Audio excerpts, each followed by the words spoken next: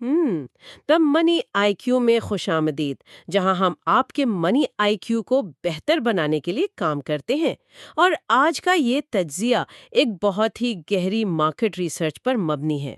جی بالکل، اور یہ ریسرچ واقعی بہت چشم کشا ہے۔ ہاں، مطلب تصور کریں کہ آپ ایک بہت بڑا بزنس چلا رہے ہیں اور اچانک ایک سال ایک عالمی وبا آ جاتی ہے اور پوری دنیا کے خریدار غائب ہو جاتے ہیں۔ جو کہ کسی بھی بزنس کے لیے ایک ڈراؤنا خواب ہے۔ بالکل، اور اس سے اگلے ہی سال ملک میں تباہ کن سیلاب آتے ہیں جو آپ کا سارا خام مال یعنی مقامی فصلوں کو ہی بہا لے جاتے ہیں۔ اور اگر یہ سب بھی کافی نہیں تھا تو اس کے اگلے سال آپ کی فیکٹری کا بجلی کا بل اچانک دگنا ہو جاتا ہے۔ ہر طرف سے ایک نیا بحران۔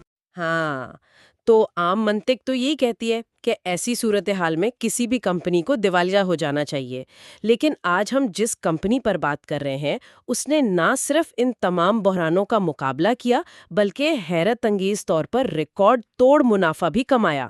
ہم بات کر رہے ہیں پاکستان کی ٹیکسٹائل انڈسٹری کے ایک بڑے نام Indus dyeing and manufacturing company limited کی، یعنی IDYM۔ صحیح بات ہے، یہ واقعی کوئی عام کمپنی نہیں ہے۔ 1957 سے یہ مارکیٹ میں موجود ہے اور یہ بنیادی طور پر سوت یعنی دھاگا یا یان بنانے اور بیچنے کا کام کرتے ہیں۔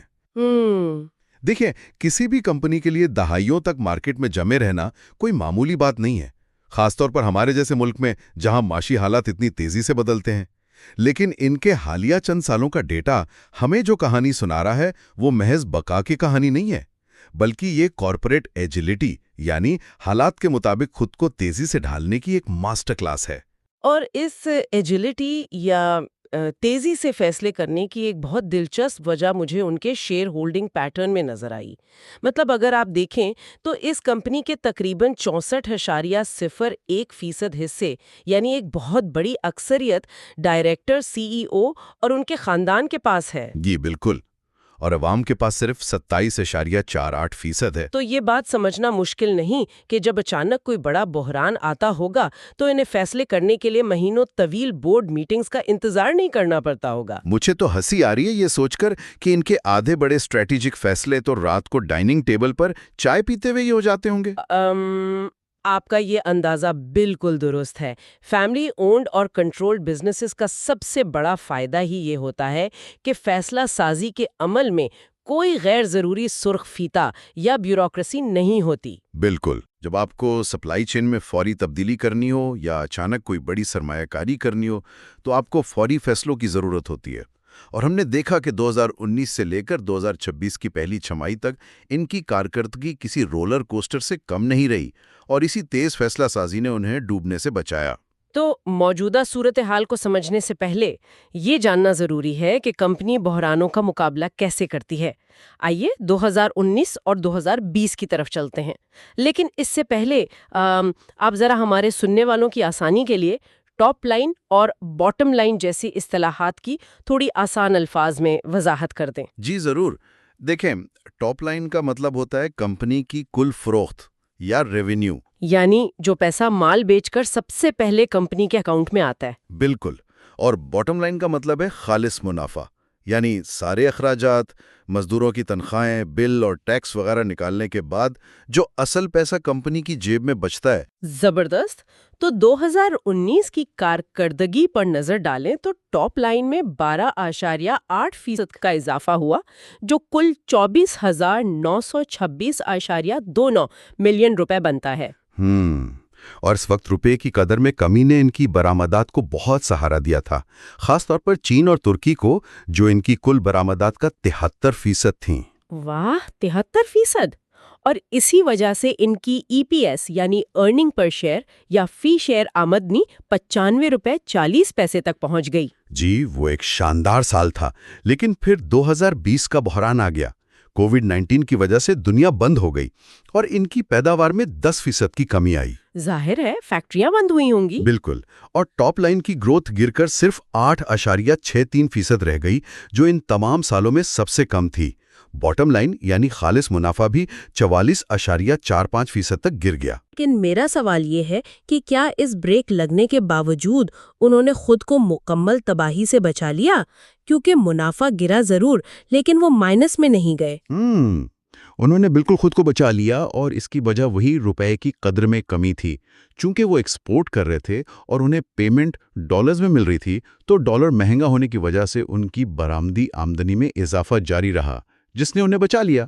ٹھیک ہے، تو 2020 میں بریک لگنے کے بعد اچانک یہ کمپنی 2021 اور 2022 میں بلٹ ٹرین کیسے بن گئی؟ یہ ایک بہت حیرت انگیز کہانی ہے۔ 2021 میں ان کی شاندار واپسی ہوئی۔ ہوا کچھ یوں کہ کووڈ کی وجہ سے جب بھارت اور بنگلہ دیش اپنے آرڈرز پورے نہیں کر پا رہے تھے، تو IDYM نے وہ سارے اضافی آرڈرز پکڑ لیے۔ کیا بات ہے، مطلب انہوں نے موقع کا پورا فائدہ اٹھایا۔ بالکل، ان کی ٹاپ لائن 22.12% بڑھی، اور منافع میں تو 235.36% کا ہوش ربا اضافہ ہوا۔ یہ اتنا زبردست سال تھا کہ کمپنی نے 200% بونس شیئرز جاری کیے۔ 200% بونس شیئرز، یہ تو واقعی کمال ہے۔ اچھا، یہاں ایک اور ٹرم ہے GIDC، جس کی وجہ سے ان کی دیگر آمدنی بہت بڑی۔ یہ کیا چکر ہے؟ GIDC کا مطلب ہے گیس انفراسٹرکچر ڈیولپمنٹ سیس۔ حکومت کی طرف سے اس پر انہیں ایک ڈسکاؤنٹنگ ملی تھی، جس کو انہوں نے اپنی دیگر آمدنی یا ادر انکم میں شامل کیا، اور اس سے ان کی دیگر آمدنی میں 140.46% کا اضافہ ہوا، جس نے ان کے منافع کو مزید اوپر دھکیل دیا۔ صحیح۔ اور پھر 2022 کا سال آیا، جو کہ ان کا سب سے شاندار سال رہا۔ ٹاپ لائن میں 49.6% اضافہ، برآمدات تو دگنی ہو گئیں، جو کہ ان کی کل سیلز کا 85% تھیں۔ جی، اور ان کا GP مارجن یعنی گراس پروفٹ مارجن، جو کہ کل منافع کی شرح ہوتی ہے، وہ 20.95% کی بلند ترین سطح پر پہنچ گیا۔ منافع 139.31% بڑھا، اور EPS 141.78 روپے ہو گئی۔ ایک منٹ رکیے، یہاں میں آپ کو روکوں گی۔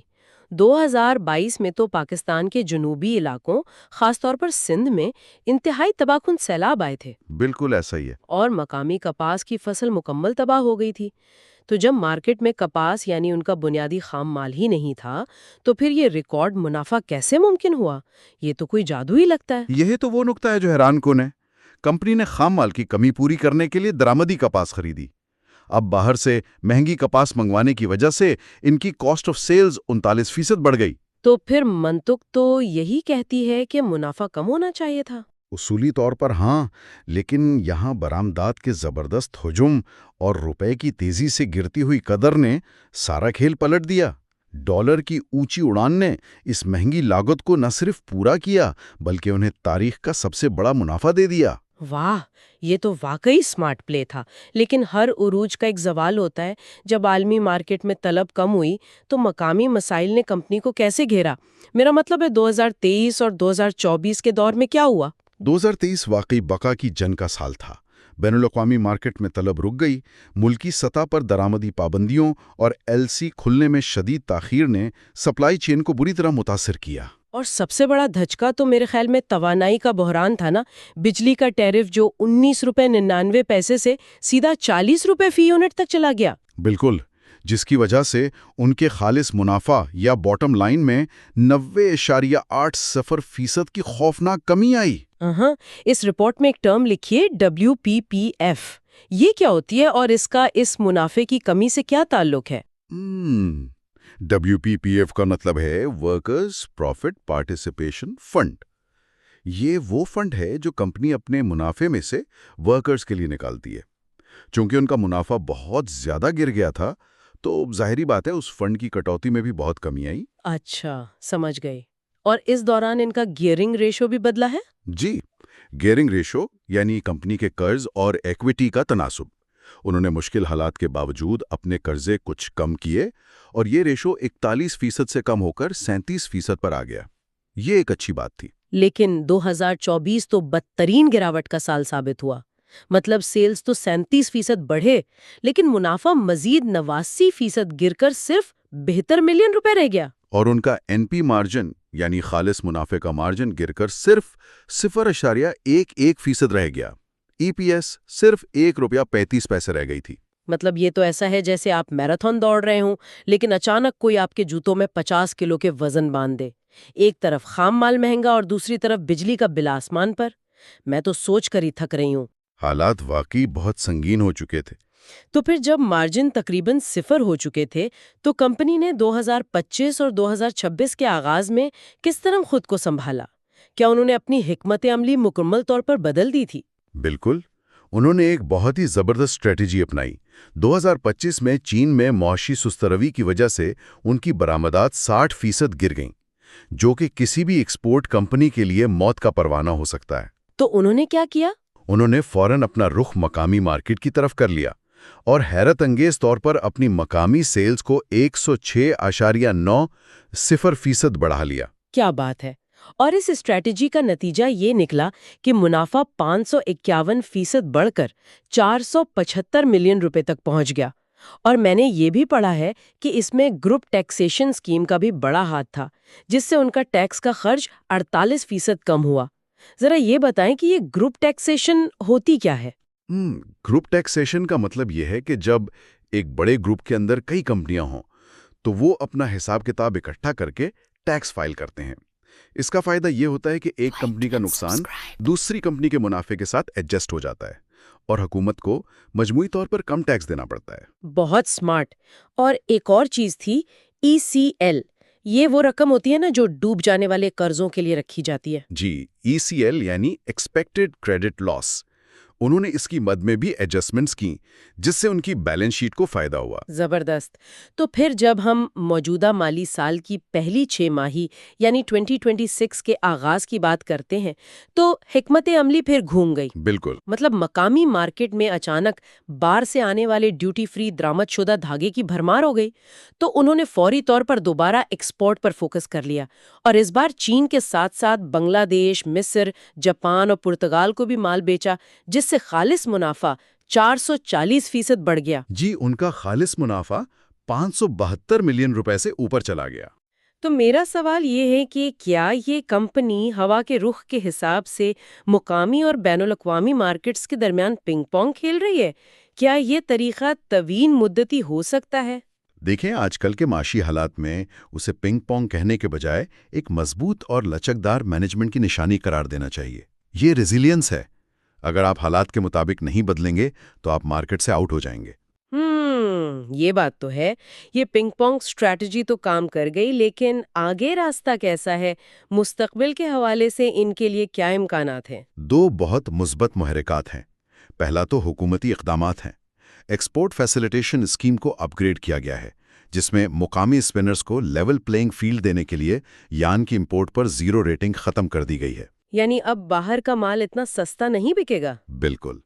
اور دوسرا سب سے بڑا ایڈوانٹیج یہ ہے کہ امریکی حکومت نے پاکستانی ایکسپورٹس پر ٹیرف 29% سے کم کر کے 19% کر دیا ہے. واہ، یہ تو ایک گیم چینجر ثابت ہو سکتا ہے. 100%. لیکن چیلنجز اب بھی ہیں. توانائی کی قیمتیں اب بھی بڑا خطرہ ہے.